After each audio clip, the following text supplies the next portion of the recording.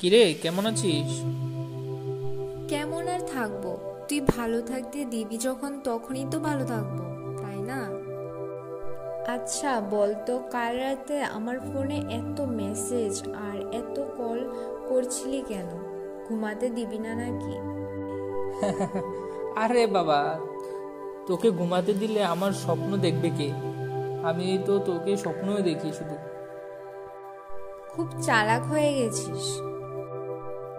কেন? কাল রাতে তোর মেসেজগুলো না ঠিক যেন কফি শপের বিলের মতো ছিল। আমাকে পটানোর নতুন নতুন কায়দা খুঁজছিস।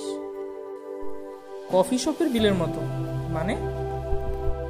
মানে এত লম্বা আর জটিল যে কিছুই বোঝা যাচ্ছিল না। আরে বোকা, ওইটা ছিল আমার নিখুঁত প্রেম প্রস্তাব। বুঝেছি, তোর মনের ঝামেলাগুলিকে প্রেমপত্র বানিয়ে আমাকে পাঠিয়েছিলি। এই, এরকম কেন বলছিস? আরে বোকা, তাই বলে কি এইভাবে? আচ্ছা, ওইসব বাদ দে, শোন না একটা কথা। কি বল? জানিস, তোর হাসি দেখলে আমার মাথা সব উল্টোপাল্টা হয়ে যায়। তুই হাসলে মনে হয় যেন আমার স্মার্টফোন হ্যাং হয়ে গেছে। আরে তুই কি সকালের নাস্তাতে গাঁজা খেয়ে এসেছিস নাকি? কেন?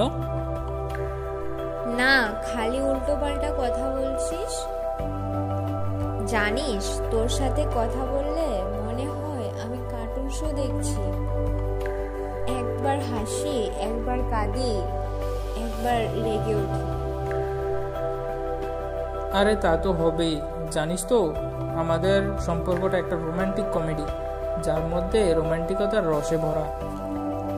ঠিক বলছিস, আর তাই তো আমাদের বন্ধুরা আমাদের কাছ থেকে শুনতে চায়। কি বন্ধুরা, তাই তো?